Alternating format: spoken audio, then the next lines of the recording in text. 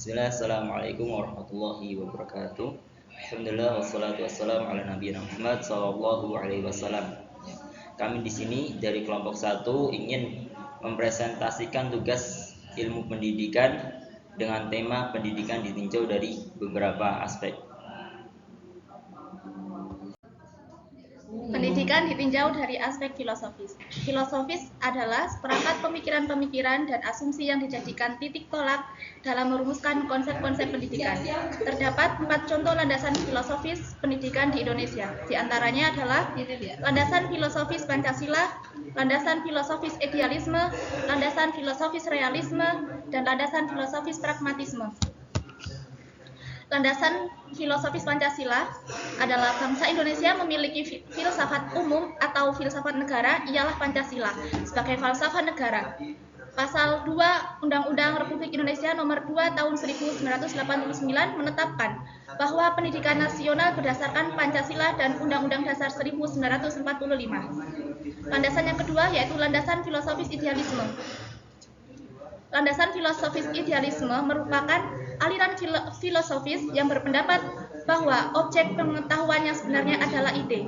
Idealisme mengatakan bahwa realitas terdiri dari ide-ide, pikiran-pikiran, akal, atau jiwa.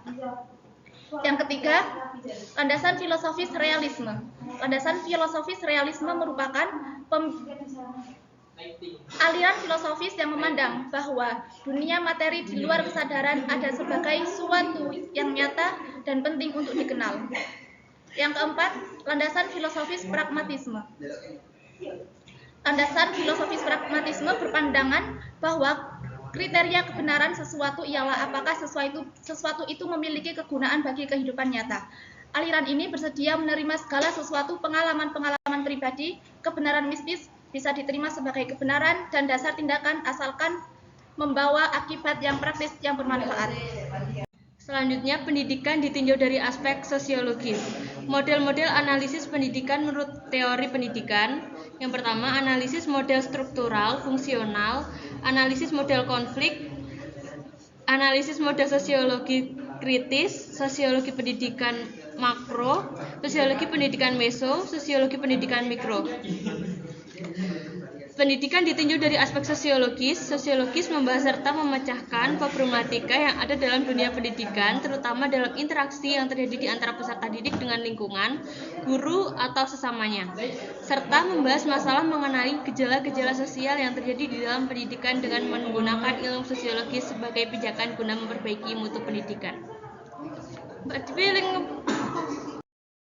Pendidikan ditinjau dari aspek sosiologis. Model-model analisis pendidikan menurut teori pendidikan. 1. Analisis model struktural fungsional. 2. Analisis model konflik. 3. Analisis model sosiologi kritis. 4. Sosiologi pendidikan makro. Sosiologi pendidikan meso. Dan yang terakhir, sosiologi pendidikan mikro. Pendidikan ditinjau dari aspek psikologi. Psikologi pendidikan adalah sebuah disiplin psikologi yang khusus meneliti, mempelajari, dan membahas seluruh perilaku psikologi pendidikan manusia yang terlibat dalam proses pendidikan. Menurut Junjun S. Surya Sumantri 1984 bahwa kerja keras ilmu sebagai sebuah tesis ilmiah didasarkan pada 3 syarat utama yaitu objek, metode, dan sistematika. 3 syarat inilah yang menjadi satu kualifikasi disiplin ilmu bisa diterima sebagai sebuah disiplin yang berdiri sendiri atau tidak. Pendidikan ditinjau dari aspek psikologi. Tujuan dan fungsi psikologi. Tujuan psikologi pendidikan adalah untuk mempelajari tingkah laku manusia, bagaimana tingkah laku itu tercipta, dan bagaimana tingkah laku itu diubah melalui proses pendidikan. Fungsi psikologi pendidikan sebagai proses perkembangan peserta didik, penghubung dalam proses pembelajaran, pengarahan cara belajar siswa, dan mengajar guru ke arah yang lebih baik, dan sebagai pengambilan keputusan dalam pengelola proses belajar mengajar. Pendidikan ditinjau dari aspek religius.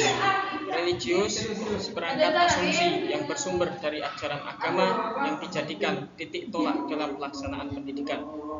Religiusitas dapat diukur atau diamati sebagai variabel kontinu dan dapat dikategorikan sebagai religius maupun kurang atau tidak religius. Pendidikan ditinjau dari aspek religius.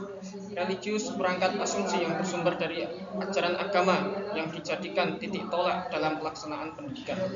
Religiusitas dapat diukur atau diamati sebagai variabel kontinu dan dapat dikategorikan sebagai religius maupun kurang atau tidak religius. Yang terakhir, pendidikan ditinjau dari aspek religius. Tujuan dan fungsi pendidikan religius.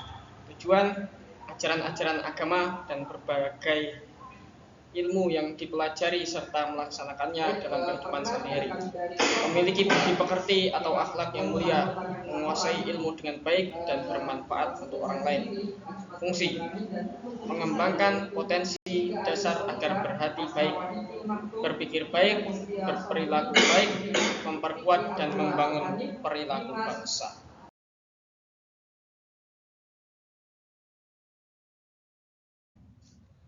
Sekian yang bisa kami sampaikan dari kelompok 1. Kurang dan lebihnya mohon maaf.